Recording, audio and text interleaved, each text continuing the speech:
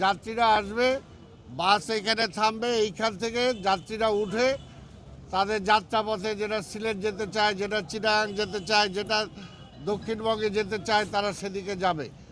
আবার ওইখান থেকে যারা আসবে এইখানে আসার পরে হয় তাদের প্রাইভেট বাহন থাকবে, আর না হয় বাসে করে আবার তাদের বা রিক্সায় করে তাদের নিজস্ব এলাকায় তারা যাবে। কিন্তু এতদিন সেই ব্যবস্থাটা এখানে অনুপস্থিত ছিল। আমরা এটাকে পরিষ্কার করেছি, আরও পরিষ্কার হবে। এখনও যারা বেশি বাস এখানে রেখেছেন, আমি এখানে পরিবহনের মালিক শ্রমিক উভয় পক্ষই আছে, তাদের কাছে অনুরোধ করেছি যে আপনারা বাকিটুকু পরিষ্কার করে দেবেন। শুধুমাত্র আসা যাওয়ার জন্য যে বাসগুলো, তারা একটা বা দুইটা করে একটা কোম্পানি এইখানে ওয়েটিং করতে পারবে, বাকি কোনো বাস এখানে থাকবে না। এবং এটা শৃঙ্খলার জন্য ওরা বলেছে 3টা গেট 3 দিকে করে দেওয়ার জন্য, এটা আমরা করে দেব।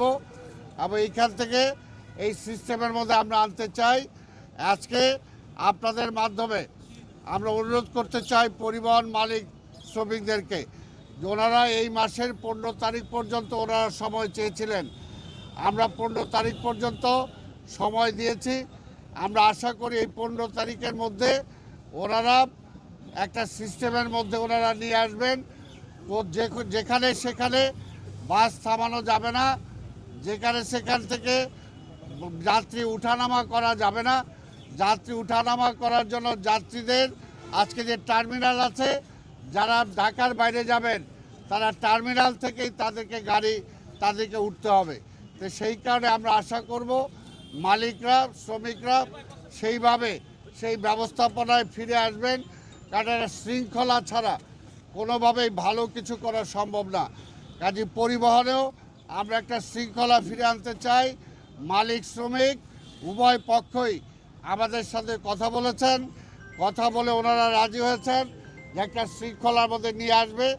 এবং এইখানকার যে সুযোগ সুবিধা আমি বলেছি অনেক কিছু বাড়ানো হয়েছে, যদি আরও কিছু বাড়াতে হয় সেগুলো আমরা বাড়াবো। এসি বাসের জন্য আমরা বলেছি আলাদা একটা, আমার হাতের বাঁ পাশে যে জায়গা, এইখানে এসি বাসের জন্য আমরা জায়গা করে দেব। তোমরা তাদের সাথে আলাপ করে এখানে যাতে ওনারা চলে আসে সেই ব্যবস্থাটা আমাদের করতে হবে। তা আমি সবার কাছে অনুরোধ করব যে আসুন একটা সুশৃঙ্খল মহানগরী আমরা গড়ে তুলি।